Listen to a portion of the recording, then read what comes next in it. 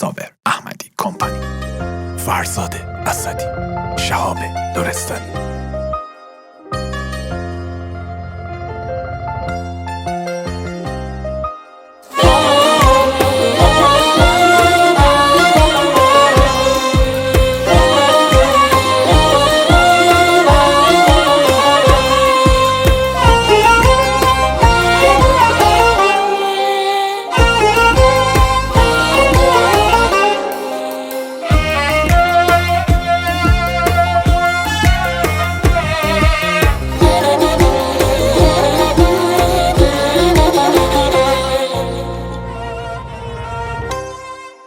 هزار داخ و هزار جانا سوقانم، من ڕۆڵەی خاک پاک کوردستانم.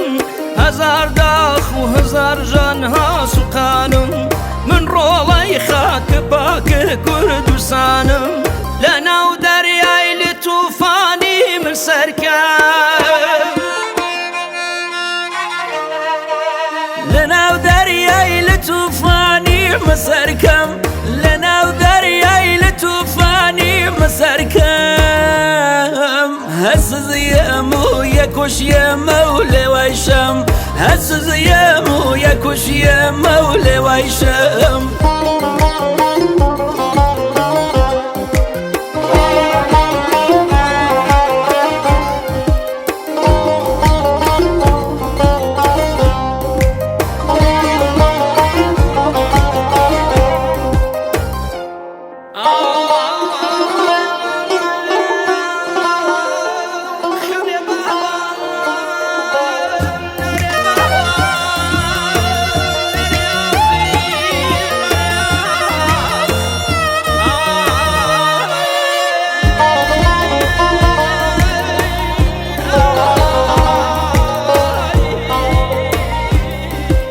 بزان گەورەترین قوڕات دنیام، لە مشتی خشت ژەنریایە بنیام. بزان گەورەترین قوڕات دنیام، لە مشتی خشت ژەنریایە بنیام. ئەوسانەی مەدیکەنیام لە چەوشەت، لە سۆمای پرچ ئاگر بوومە چەند لات. ئەوسانەی مەدیکەنیام لە چەوشەت، لە سۆمای پرچ ئاگر بوومە چەند لات. من پەروەردەی خاک و نیشتمانم، من بێتۆ وەک هەڵۆیەکی بێلانم. هەتا ماوم بە ساقەت بم بەگیانم، هەتا ماوم بە ساقەت بم بەگیانم.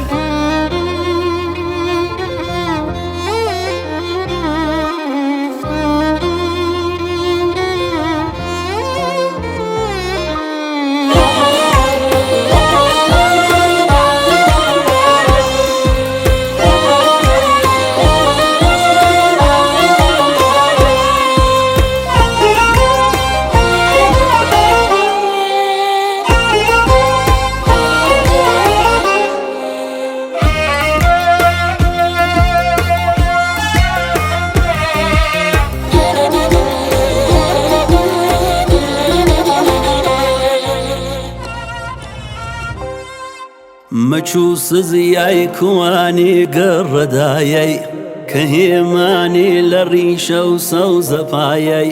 مەچوو سزیای کوانی گۆڕەدایەی، کە هێمانی لە ڕیشە و سەوزە پایەی. کە هێمانی لە ڕیشە و سەوزە پایەی، کە هێمانی لە ڕیشە و سەوزە پایەی. من ڕۆڵەی نیشتمانێ پڕ لە ژانم، بڵێزەی ئاگرەوە هاتە گیانم. من ڕۆڵەی نیشتمانێ پڕ لە ژانم، بڵێزەی ئاگرەوە هاتە گیانم. مچ سەرکەش بەڕێ سزیای فەرەیدیم، ئەهەی واران پەڵەی خازی بەخەوفیم.